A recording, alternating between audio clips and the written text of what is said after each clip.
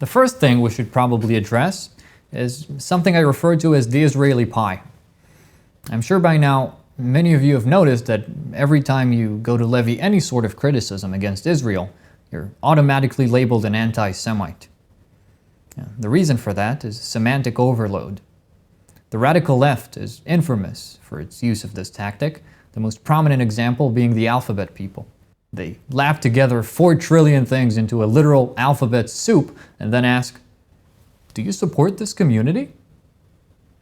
Now you have 2 choices. You're either with lesbians, gays, bisexuals, transgenders, two-spirit people, intersex people, queers, furries, pedophiles, asexuals, pansexuals, supercalifragilisticexpialidocious, and people who fantasize about their mothers but don't act on it, or you want to stone gay people in public squares. This is obviously a false dichotomy where they bake both highly sympathetic and highly objectionable things into the same pie and pressure you into a binary choice of anti-pro, when in reality you may be opposed to many things and in favor of many others. But if you say you're against parts of it which are bad, they say you're against all of it and highlight the good parts. And look at this piece of shit opposing something good. Well, the same situation applies to Israel. It's not a simple matter of anti-pro. In my estimation, the Israeli pie is comprised of 3 layers. The most fundamental layer is Jewish humanitarianism, which is this strand of humanitarianism that arose in light of anti-Semitic persecution throughout history, the adherents of which hold a special place in their heart for the plight of Jewish people's suffering. I count myself as one of them. The second layer is Jewish nationalism, which is the belief that Jewish people should have their own state. This is further broken into 2 subdivisions. Humanitarian nationalism, meaning having a state that's effective at preventing anti-Semitic persecution, and supremacist nationalism, meaning the belief that Jews should have their own state because they're the chosen people, which is obviously a racist ideology. I consider myself a humanitarian Jewish nationalist, albeit I recognize that a properly meritocratic nation may prove superior in serving the Jewish humanitarian goal. And the third layer of the Israeli pie is the most infamous of the 3, and actually the reason all those ideas were lapped together in the first place, which is obviously Zionism. A lot of people don't know what it actually means, but Zionism is not Jewish nationalism, and it's not what I call Jewish humanitarianism. It's a very specific ideology that makes very specific claims about how to best serve the Jewish people through the very questionable decision to establish a Jewish state specifically through repatriation, meaning a return to our ancestral homeland.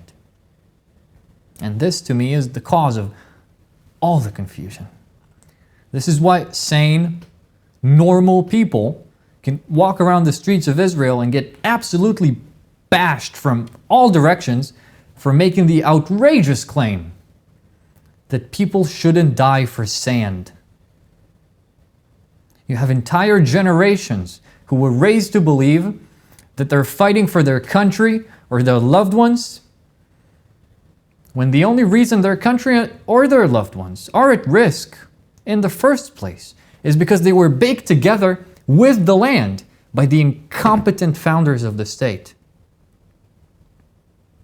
Those same people will vehemently urge you to pick a side and shame you for sympathizing with innocent lives as any moral person should, because from their indoctrinated perspective, you either fight to save the land and support your country, or your entire family will die.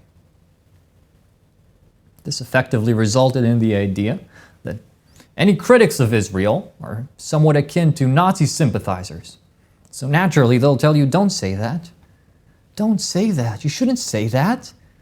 Even if you believe it, you shouldn't say it. Just keep spouting the same unnuanced, sectarian gavage we're all trained to nod along to. Sorry. No. This needs to be said. The land, the state, and the people are not the same thing. It's the people who matter more than anything, and it's whatever serves them best that we should pursue, an aim for which no cost is too high. And everybody knows this. That's all we ever talk about. Am Israel, the sane among us anyway. What we care about is the people of Israel. Sometimes we talk about the state insofar as it serves us, but unless you're some fanatic settler, nobody ever talks about their love for the land. And ironically, the part most of us care about the least is the thing that harms what we care about the most, the state and subsequently the populace. And if the state or the land comes at our expense, then the state and the land need to be reevaluated from the ground up.